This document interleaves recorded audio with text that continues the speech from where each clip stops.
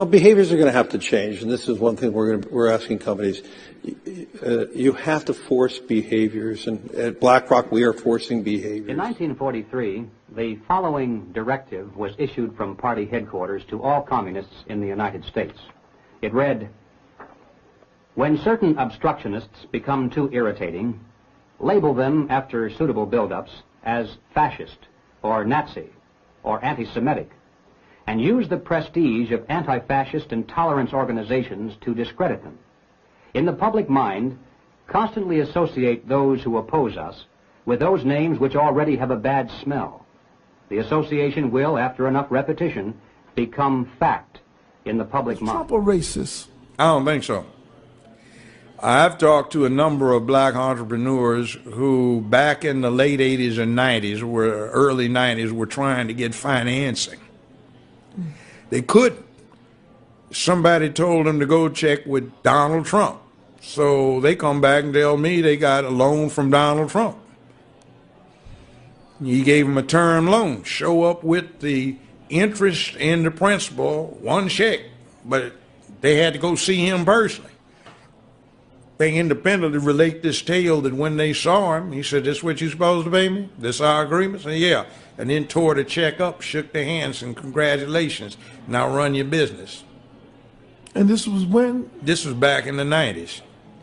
See, most people don't even know this. He had a sister. He was, every time you saw him back in the 90s, fine paper bag, brown, beautiful black model.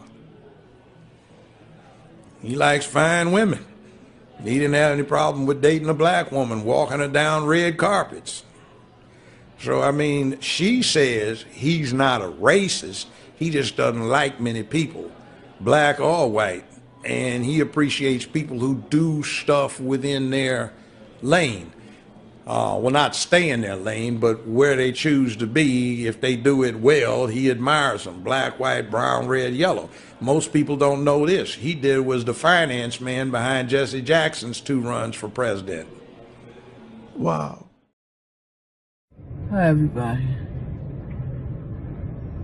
I am a squatter in Donald Trump's building, Trump Tower, in New York City. As you can see, I'm in my pajamas. There's Central Park right there. And that tall building is the Essex House on Central Park West, near 59th Street. I came in here about 9 years ago and snuck in the building and just started occupying one of the empty rooms in here. By the time our housekeeper noticed I was here the next day, she called the manager and they called the New York City police.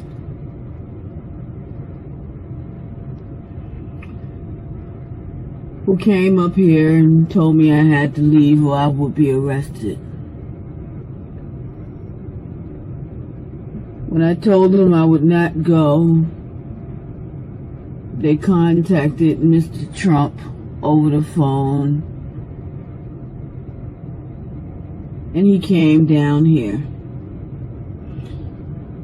Instead of him evicting me off the property, he said that I can stay. And it's been 8 years I've been here. Not only did he not evict me off the property, he makes sure that I get 3 meals a day by room service, and that I get a delivery of fresh flowers every week. So you people, not a bad guy at all. If it weren't for him, I'd be homeless, I'd be dead right now. I'd be in the street. I asked him how am I going to pay him back for all of this, and he told me I can pay him back whenever I get it, which is never. I have no idea why he did this with me. It's been 9 years, and I've been here for totally free, and I haven't paid a dime.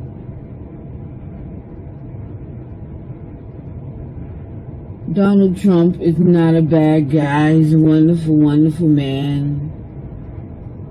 And everything I'm telling you today is true.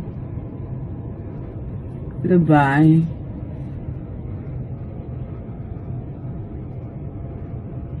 So this means for the first time in 55 years, this January 20th, 2023, will mark the first time since 1967 that no member of the Cheney, Clinton, McCain, or Bush family will hold elected or appointed office in the federal government of the United States of America. That's insane. 55 years, these four families have always had someone in office. That's insane. You're fired. Okay, here's Jill. There's Jill. There's Jill. Oh my God, hi. Hi. Oh my God, yes. Oh my God.